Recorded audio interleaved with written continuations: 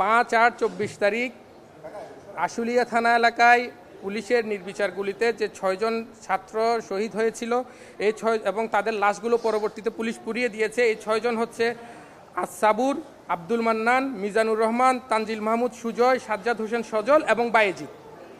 এই 6 জনের পক্ষ থেকে আস-সাবুর এবং সাজ্জাদ হোসেন সজল এই দুই পরিবার বাদী হয়ে মামলা করেছে। এই আস-সাবুর সে শাহীন স্কুলে আশুলিয়া থানাধীন শাহীন স্কুলের 10ম শ্রেণীর ছাত্র এবং সাজ্জাদ হোসেন সজল সে সিটি ইউনিভার্সিটির 2য় সেমিস্টারের ছাত্র ছিল। আজকে আমরা আন্তর্জাতিক অপরাধ ট্রাইব্যুনালে তদন্ত সংস্থায় গণহত্যার বিষয়ে অভিযোগ দাখিল করেছি।